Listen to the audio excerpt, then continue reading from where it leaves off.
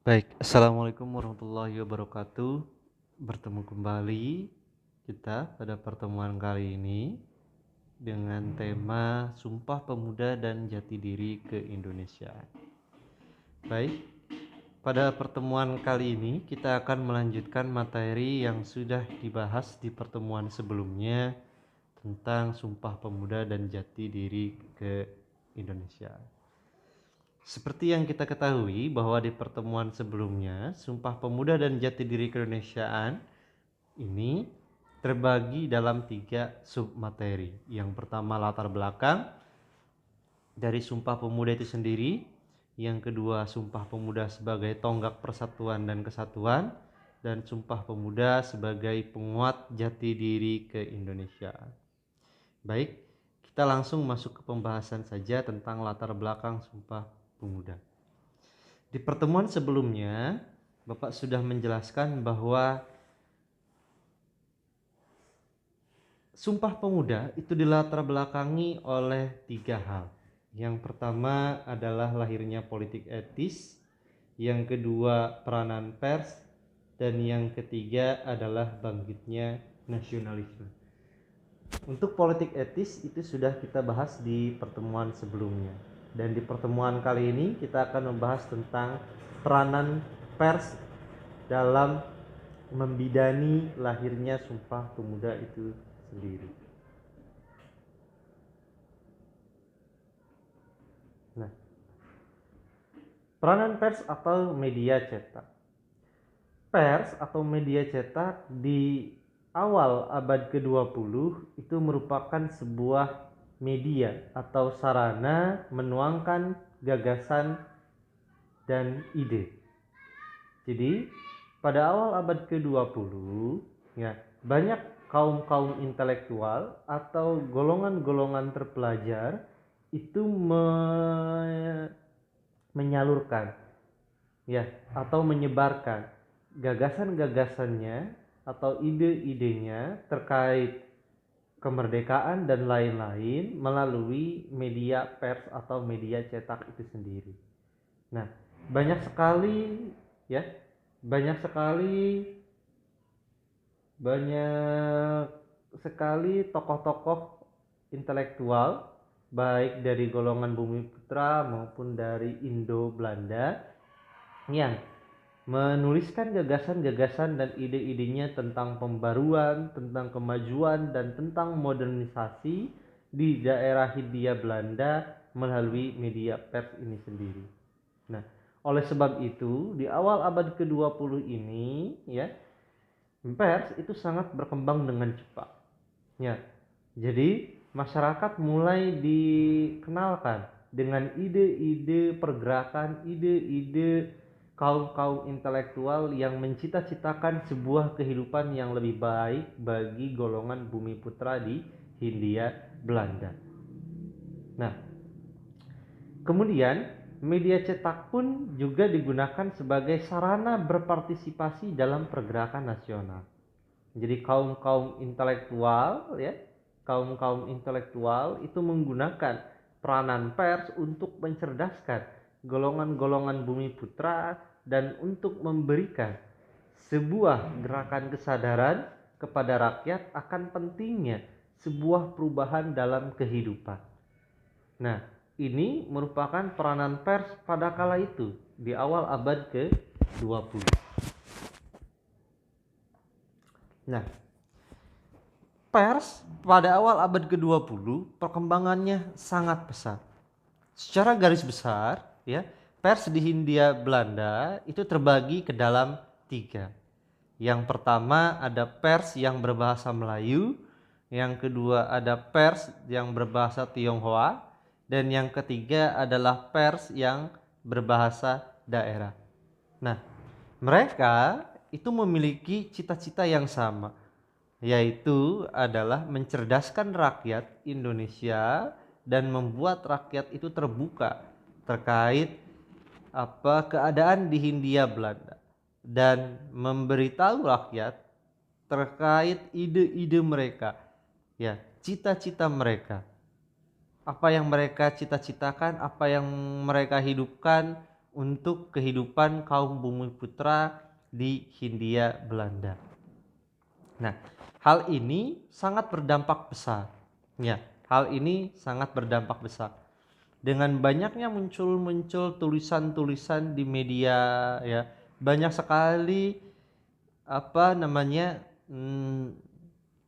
fakta-fakta di lapangan yang ditulis di pers tersebut, ya, di media cetak tersebut. Akhirnya masyarakat Bumiputra, masyarakat Indonesia di Hindia Belanda pada masa itu mulai paham, mulai tahu, ya, mulai merasa bahwa mereka itu memiliki nasib yang sama di bawah penjajahan kolonial Belanda. Sehingga, ya, gencarnya, ya, tulisan-tulisan kaum intelektual di pers itu menimbulkan sebuah kesadaran nasional. Nah, kesadaran nasional ini secara sederhana merupakan sebuah kesadaran kolektif akan kesamaan nasib yang dimiliki oleh rakyat Bumiputra di Hindia Belanda pada masa itu. Ya, kesamaan nasib di sini dalam artian mereka memiliki nasib yang sama, sama-sama dijajah oleh Belanda, sama-sama menderita dan sama-sama dibatasi, ya, hak-hak dan kewajibannya. Sehingga, ya, pers itu mendorong merangsang kesadaran bahwa kita itu adalah bangsa yang terjajah dan harus berupaya untuk berebut kemerdekaan supaya kehidupan kita lebih baik. Nah, munculnya golongan-golongan intelektual dan tulisan-tulisannya di media cetak seperti ini sangat berdampak besar pada waktu itu. Masyarakat mulai sadar akan perlunya sebuah gerakan, masyarakat mulai sadar akan perlunya sebuah langkah untuk mencita-citakan dan untuk mewujudkan kehidupan mereka yang lebih baik. Nah, tentu, ya, pers ini sangat berperan penting dalam menumbuhkan kesadaran nasional tersebut. Jangan pernah menganggap remeh tentang kekuatan pers atau kekuatan media itu.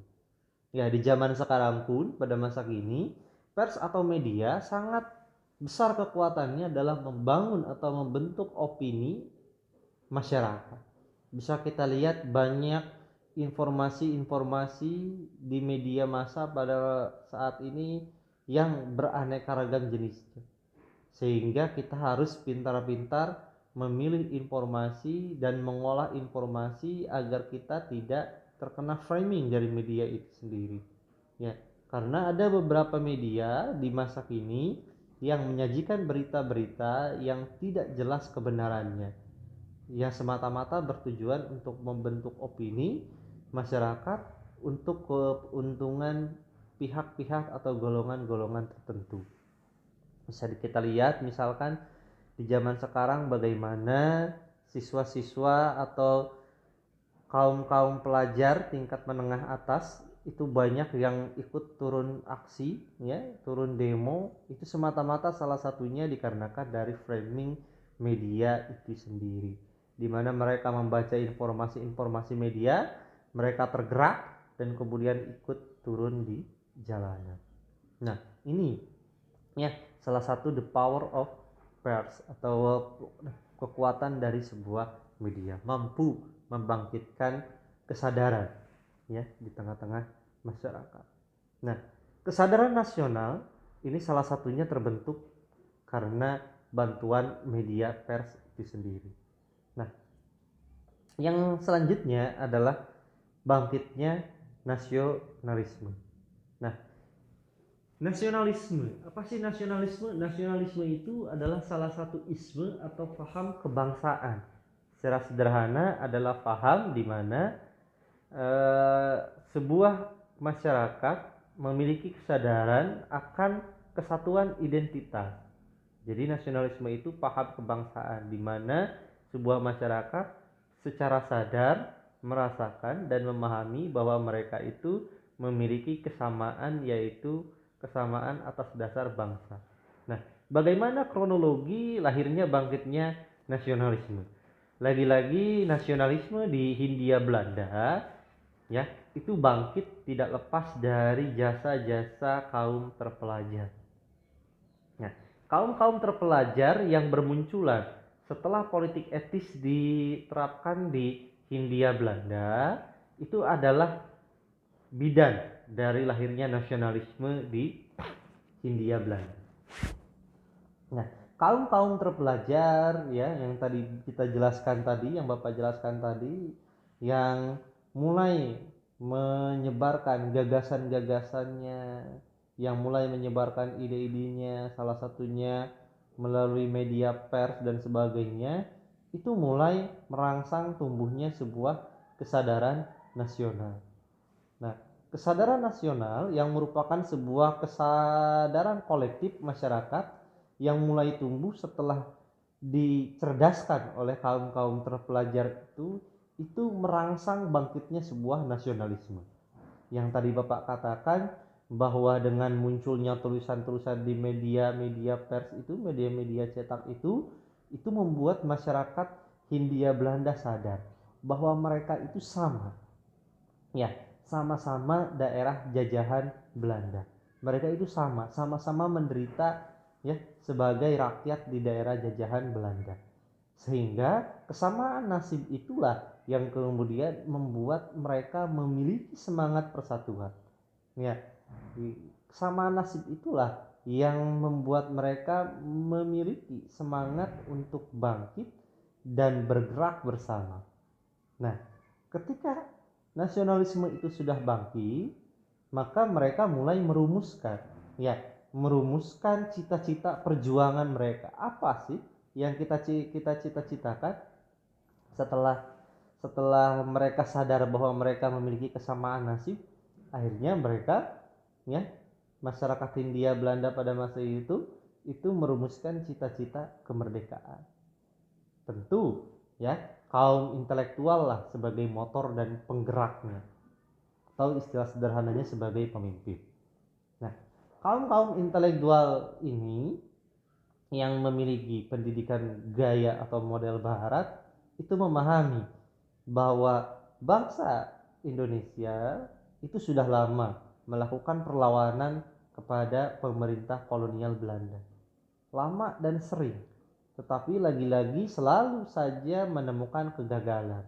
Nah, kaum-kaum intelektual ini, kaum-kaum terpelajar ini tahu bahwa apa yang menyebabkan kegagalan setiap perlawanan melawan pemerintah kolonial itu yang pertama adalah diakibatkan kurangnya semangat persatuan, di mana perlawanan terhadap pemerintah kolonial itu dilakukan masih secara kelompok-kelompok kecil, tidak dilakukan secara bersamaan, secara masif dengan persatuan yang sangat kuat.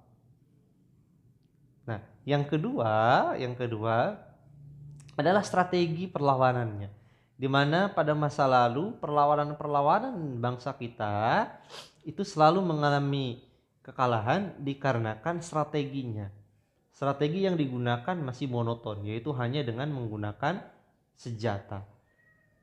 Padahal dapat disimpulkan jika perlawanan dengan mengangkat senjata terhadap pemerintah kolonial Belanda itu sudah dipastikan pasti akan menemukan kegagalan.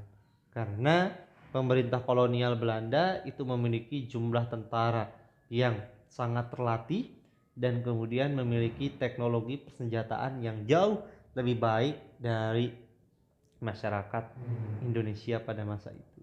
Sehingga kaum-kaum intelektual atau kaum-kaum terpelajar ini mulai merumuskan strategi perjuangan yang baru. Tidak dengan mengangkat senjata secara langsung, melainkan mulai berjuang dengan wadah organisasi. Nah, dari sinilah mulai muncul dan berkembangnya organisasi-organisasi pergerakan nasional. Nah, apa saja Pak organisasi-organisasi pergerakan nasional? Banyak sekali jumlahnya. Tapi di sini kita akan coba angkat beberapa organisasi-organisasi pergerakan nasional. Yang pertama itu adalah Budi Utomo. Salah satu pendiri dan pemimpin dari Budi Utomo adalah Dr. Sutomo. Nah, Dr. Sutomo ya, ini bersama teman-temannya yaitu Dr. Wahidin itu mulai mendirikan Budi Utomo. Nah, Budi Utomo ini dikenal sebagai organisasi modern pertama di Nusantara atau di Hindia Belanda. Sehingga tanggal kelahirannya itu ya sampai sekarang diperingati sebagai Hari Pergerakan Nasional. Nah, pada awal kelahirannya Budi Utomo ini hanyalah sebuah organisasi yang bersifat kedaerahan saja. Jadi organisasi ini khusus bagi masyarakat yang berasal dari daerah Jawa dan berbudaya Jawa. Tapi lambat laun nanti seiring banyaknya perkembangan atau lahirnya organisasi-organisasi pergerakan nasional yang lain, Budi Utomo pun mulai mengikuti jejak-jejak organisasi yang lain dan kemudian merubah asasnya dan merubah cita-citanya yang tadinya hanya organisasi kedaerahan saja itu berubah menjadi organisasi yang bergerak dalam pergerakan kemerdekaan. Kemudian organisasi pergerakan yang lain selain Budi Utomo diantaranya adalah Sarekat Islam. Sarekat Islam ini salah satu pemimpinnya yang terkenal itu adalah Hos Cokro Aminoto atau Haji Umar Said Cokro Aminoto. Nah, Sarekat Islam ini adalah organisasi modern organisasi modern kedua setelah Budi Utomo. Nah, organisasi Sarekat Islam ini lebih progresif jika dibandingkan dengan organisasi Budi Utomo, di mana Cokro Aminoto dan Sarekat Islamnya itu memiliki keanggotaan yang lebih luas jika dibandingkan dengan Budi Utomo. Jika Budi Utomo di awal-awal kelahirannya membatasi keanggotaannya hanya untuk orang-orang Jawa, maka Sarekat Islam ini lebih luas, di mana Sarekat Islam ini merekrut anggota-anggotanya itu dengan syarat yang penting beragama Islam. Dan Sarekat Islam inilah yang menjadi salah satu motor dari pergerakan kemerdekaan Indonesia, di mana Hos Cokro Aminoto juga lah yang menjadi guru atau mentor dari Insinyur Soekarno pada masa pergerakan nasional itu sendiri. Kemudian selain Sarekat Islam itu juga ada Indis Partis. Indis Partis ini terkenal didirikan oleh 3 orang tokoh pergerakan yang sering dikenal juga dengan 3 serangkai, yaitu Douwes Dekker, lalu ada Ki Hajar Dewantara, dan ada Cipto Mangunkusumo. 3 orang sahabat ini berinisiatif untuk mendirikan Indis Partis yang merupakan organisasi radikal pertama di Hindia Belanda. Apa maksud radikal di sini apa? Radikal di sini maksudnya ketika Budi Utomo dan Sarekat Islam di awal kelahirannya itu tidak secara terang-terangan menunjukkan cita-citanya kepada pemerintah kolonial, cita-cita kemerdekaan, berbeda halnya dengan Indis Partis. Ketika pertama kali didirikan, Indis Partis itu langsung mendeklarasikan bahwa cita-cita dari Indis Partis ini adalah kemerdekaan. Dan tentu ini merupakan sebuah gerakan yang radikal pada masa itu, karena secara terang-terangan berani menuntut kemerdekaan kepada pemerintah kolonial. Sehingga Indis Partis akhirnya pada perjalanannya itu dianggap partai terlarang, dan 3 tokoh partainya ini ditangkap oleh pemerintah kolonial Belanda dan kemudian diasingkan. Nah, kemudian ada pula organisasi pergerakan nasional yang lain yang bergerak di bidang keagamaan dan pendidikan tentunya, yaitu ada Nahdlatul Ulama dan Muhammadiyah. Nahdlatul Ulama ini didirikan oleh Kiai Haji Hasyim Asy'ari di Jawa Timur, dan Muhammadiyah ini didirikan oleh Kiai Haji Ahmad Dahlan di Yogyakarta. 2 tokoh pergerakan ini adalah sahabat, dan mereka itu bercita-cita untuk mendirikan sebuah organisasi yang menaungi umat-umat Islam di Indonesia, dan kemudian organisasi-organisasi mereka pun banyak berjasa bagi pergerakan nasional pada masa itu. Di antaranya Muhammadiyah ya, yang berjasa dengan mendirikan lembaga-lembaga pendidikan bagi masyarakat Bumi Putra pada waktu itu, ataupun Nahdlatul Ulama yang pada waktu itu sangat berjasa ya dalam bingkai